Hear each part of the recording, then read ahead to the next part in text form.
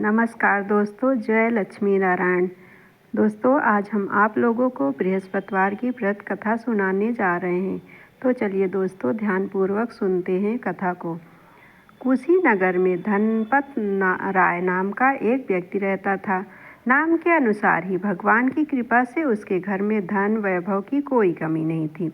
उसका हृदय भी बड़ा उदार था। वह गरीबों की बहुत सहायता करता था। उसकी पत्नी मालती का स्वभाव अपने पति के विपरीत था, जो अत्यंत लोभी और कंजूस स्वभाव की स्त्री थी। उसे दान दक्षिणा देने में कोई रुचि नहीं थी। एक बार की बात है, सन्यासी के भेष में बृहस्पति देव उसके पास भिक्षा मांगने आए। मालती ने उन्हें कार्य का बहाना बनाकर लौटा दिया। कुछ दिनों बाद वो फिर से भिक्षा मांगने आए। इस बार भी मालती ने उन्हें ये कहकर भिक्षा देने से मना कर दिया कि आज भी मैं बहुत व्यस्त हूँ, आप किसी और दिन आना, छुट्टी के दिन पर। इस पर बृहस्पति देव मन ही मन मुस्कुराए और बोले कि मैं तुम्हें एक ऐसा उपाय बताता हूँ जिससे तुम्हें अवकाश ही अवकाश प्राप्त हो जाएगा। तब तुम्हें कोई काम नहीं करना पड़ेगा और कोई भिक्षा भी नहीं देनी पड़ेगी। ये सुनकर वो बहुत खुश हुई और बोली, जल्दी से वो उपाय मुझे बताइए, क्योंकि दान दक्षिणा और घर के कार्य से मैं बहुत परेशान हो गई हूँ। साधु ने उससे कहा, बृहस्पतिवार के दिन तुम खूब देर से सोकर उठना। झाड़ू लगाने के बाद सारा कूड़ा घर के एक कोने में रख देना। अपने पति से कहना, उस दिन बाल दाढ़ी बनाए। संध्या को अंधेरा होने के बाद दीपक जलाना और उस दिन पीले वस्त्र मत पहनना। यदि तुमने इन सारी बातों का पालन किया तो तुम्हें कोई काम नहीं करना पड़ेगा। अगले बृहस्पतिवार मालती ने ठीक वैसा ही किया जैसा साधु ने उसे बताया था। तीसरा बृहस्पतिवार आते आते उसके ऊपर मुसीबतों का पहाड़ टूट गया। उसके पति को व्यापार में बहुत बड़ा घाटा हुआ। धन के अभाव के कारण सारे नौकर घर छोड़कर चले गए और पूरे घर में दरिद्रता छा गई। काफी दिनों के बाद फिर से साधु धनपत राय के घर पर पधारे।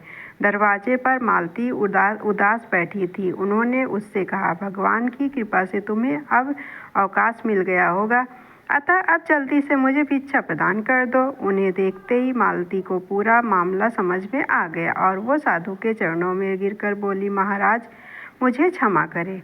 मैंने हर बार कार्य का बहाना बनाकर आपको भिक्षा देने से मना कर दिया था। मेरी गलती की वजह से मुझसे बृहस्पति देव इतना रुष्ट हुए कि आज हम दोनों दाने दाने को तरस रहे हैं। मेरे घर की धन संपत्ति और वैभव संपदा सब समाप्त हो गया। आगे उसने कहा, महाराज, कृपा आप मुझे कोई ऐसा उपाय बताइए जिससे मेरे घर की स्थिति पहले की भांति हो जाए, मेरे घर का धन वैभव सब लौट आए। साधु ने उसे उठाते हुए कहा, हे देवी, आप मेरे चरणों को छोड़ो और मेरी बात को गंभीरतापूर्वक सुनो। इस स्थिति में तुम्हें बृहस्पति देव ही निकाल सकते हैं।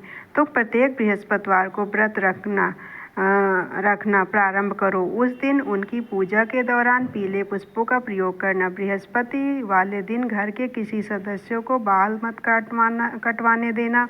शाम को अंधेरा होने से पहले घर में दीपक जलाना। ऐसा करने से तुम्हारे जीवन में फिर धन समृद्धि लौट आएगी। इतना बोलकर वो साधु वहाँ से अंतर ध्यान हो गए। ये दृश्य देखकर मालती आश्चर्यचकित हो गई। उनके जाने के बाद अगले बृहस्पतिवार को मालती ने पूरे विधि विधान के साथ बृहस्पतिवार का व्रत रखा और सच्चे मन से उनकी आराधना की। कुछ दिन बाद बृहस्पति देव की कृपा से उसके घर की स्थिति सुधरने लगी। धनपत राय का व्यवसाय फिर से फलने फूलने लगा और मालती का परिवार फिर से खुशहाल हो गया। खोया हुआ मान सम्मान भी वापस आ गया। तो इस प्रकार जो भी बृहस्पतिवार को भक्ति भाव से बृहस्पति का व्रत रखता है, उसके घर में धन धान की कोई कमी नहीं रहती। जय बृहस्पति देव, जय लक्ष्मी नारायण।